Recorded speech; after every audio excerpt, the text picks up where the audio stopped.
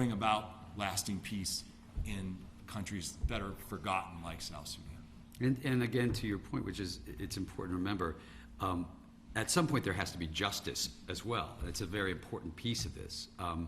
But when your house is on fire, first you got to put the fire out.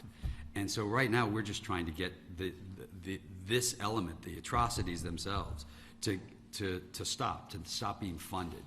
Then the next step is to bring these people to justice, and that's another step. But first and foremost, we're trying to put the fire out. You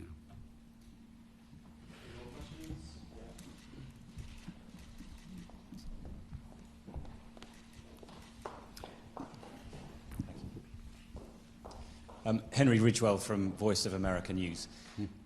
Perhaps it's an attempt to answer your question, Mr. Prendergast, about why can't we use those tools that were used in the Iran nuclear deal and since. Well, we're sitting in a city now that groups like Transparency International suggest that $100 billion is routed through here in corrupt money every year. And that's because of the unique combination of lawyers and bankers and everything else that goes on here. It was in the interests of the British government geopolitically to get that Iran deal done and to work on those sanctions since. Isn't the truth of it that you're relying on the conscience of the British government and not its geopolitical interest? And there lies the problem. Because when you're dealing with Chinese state industries and other partners that the British government also trades with, they're not going to take those risks. They're not going to put that pressure on that they would have done with the Iran deal, for example, that you use. So you're relying on the conscience of the British government, and that isn't the bottom line for them. It's not the financial. That this city, this country, relies on open laws to an extent that it won't close up. Well, quick answer to that, and if you want to add anything, George. You know, first of all, remarkably, frankly, we've found allies in the U.S. government, in the U.K. government, within the European Union system, in countries, in governments all over the world.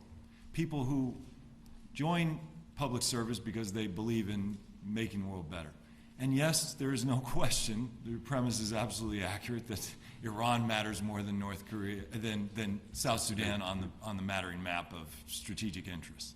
But when you have less top-heavy interests, like with respect to Iran, you have incredible micromanagement from the top over every detail of what policies are made.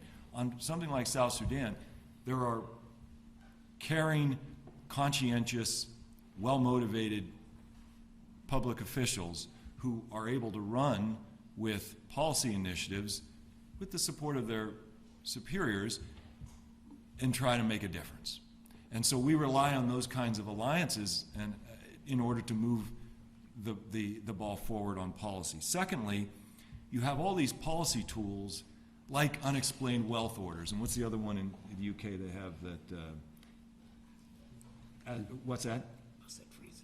It's something, asset freezing orders, who, you know, where they're looking for successes, you know, and let's demonstrate that these policy tools can be effective. Now, are they going to go after someone with billions and billions of dollars invested in the UK real estate? Well, there's all kinds of political calculations they have to make. But if we can say, well, here are some houses, here are some accounts with these folks from this country, which, as you just said, it isn't maybe as important as some of these other places, why don't you take action on these? You can actually get some traction.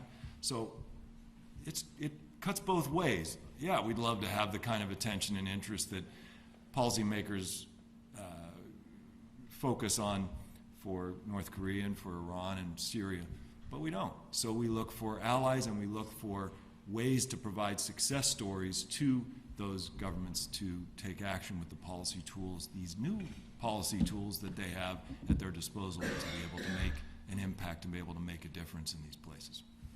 Okay. Thank you, guys. Yeah, I really appreciate you coming out.